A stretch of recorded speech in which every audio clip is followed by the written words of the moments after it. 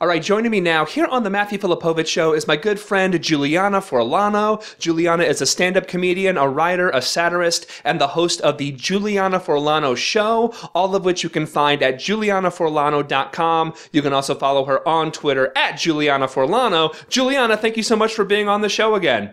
Oh, Matt, it's a joy as always.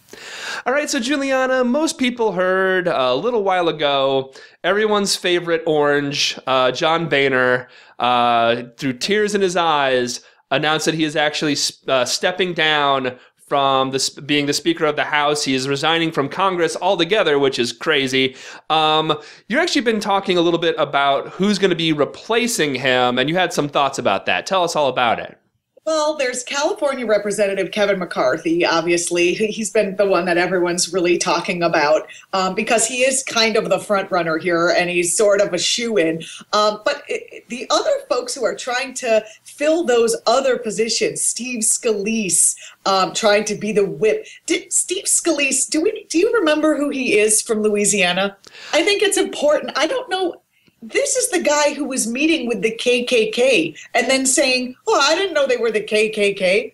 And I was like, what, are you thinking you were just hanging out at a laundromat? And they I don't think it's a great idea to have someone who regularly meets with the KKK at the head of our elected official body. You know, you'd think that, but then again, when you look at it this way, though, Julianna, okay, so the man met with the KKK. The Republicans are unbelievably racist.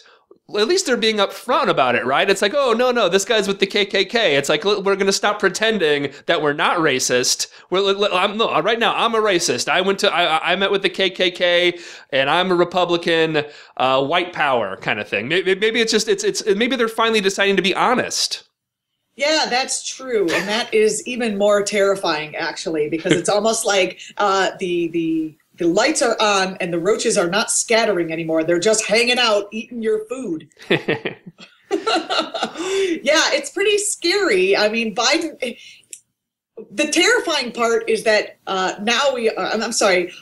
we're getting nostalgic for John Boehner because he was the voice of reason compared to these other guys. I just think, I don't know, part of me is like, okay, we're going to have to hit a bottom in this country, and this is a way to do it. And then the other part is, I really don't want things to get worse. I want them to start getting better. So, I'm of two minds there.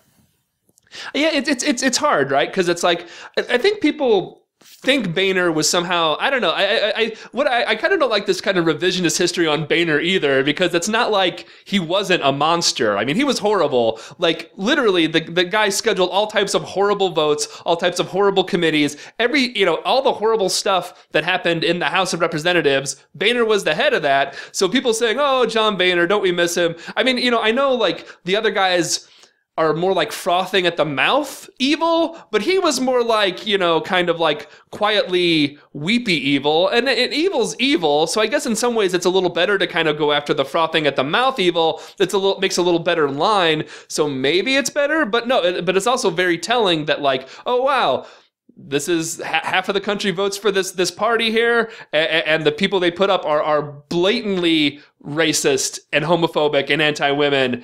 But that was also kind of what all the Republicans are anyway. So yeah, it's complicated.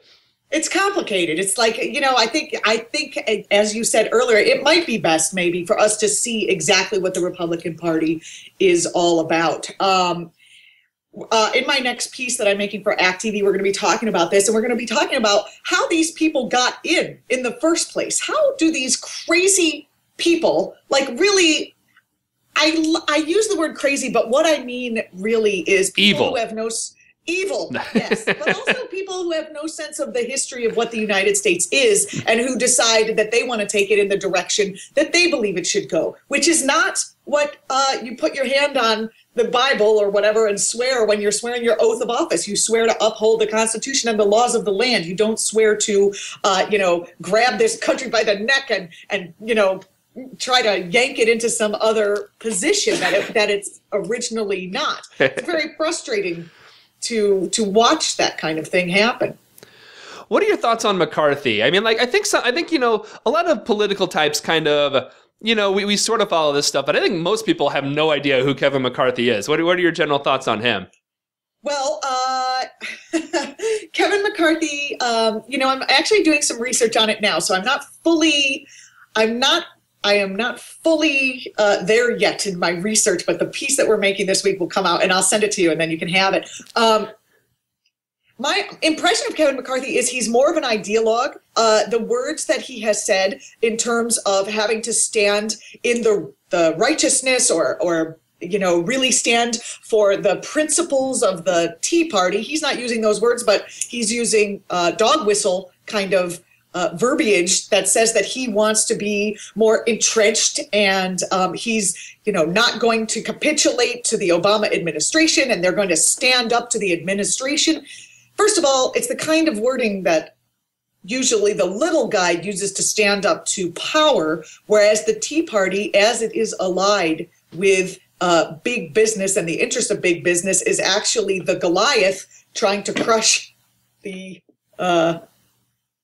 David. It just, he's a little frightening in that way. And the fact that he made that gaffe in talking about Hillary Clinton, I watched that video many times, and if you don't know what we're talking about, I think probably everyone does by now who would be, your listeners are very intelligent and they're up on things, so they probably know. But, he made the mistake of saying on the news, to a national audience that he finds that he was very successful and the Republican Party was very successful, but because they investigated Benghazi, but really not because they cared about Benghazi, but for the express purpose of bringing down Hillary Clinton's poll numbers. And that is absolutely disgusting, especially given the fact that so much of the rhetoric around Hillary Clinton and her involvement in Benghazi was that she has blood on her hands, she's responsible for the murder. This is trumped up language that they were using of our diplomats. And now they're using the murder of these diplomats to win electoral points, but it doesn't seem like anyone's pointing out the absolute disgrace of that, of that turn. Maybe he has a new kind of undiagnosed version of like Tourette syndrome, where instead of like barking out like swear words and stuff, he like barks out the truth. He has this little thing. He's like, Benghazi, it's all about poll numbers, and he just sort of like spits it out where like he doesn't want to tell the truth, but in reality, that's really what all these investigations were about. It's like, we hate Hillary, and like it's like he just can't control himself. Maybe there's some type of truth spell. I don't really believe in such things, but like some. Well, I think it's kind of like a Bill. You know how Bill Maher always talks about these people being in a bubble? Well, in his bubble, in his right-wing bubble, the idea of using, a national tragedy like what happened in Benghazi to bring down a political candidate for the express purpose of winning points for one side versus another side. That is good. That's great. That's totally acceptable. So he's talking within his own bubble, not aware of how that's going to play. And really clearly it shows me that he's not aware that there's a large audience out there that is not right wing. I think these people are convinced that the whole world are right wingers or are, they believe what's being said on Fox News. And I think they believe that because of gerrymandering. The only reason these people are in is because of gerrymandering. That's like one of the issues that no one's really talking about right now. Hopefully we will after the election cycle. It's one of those issues we talk about sometimes before the election, but then it usually gets dropped after the election. If there wasn't gerrymandering, Democrats would have cleaned up this country for the last, over the last 3 or 4 at least election cycles.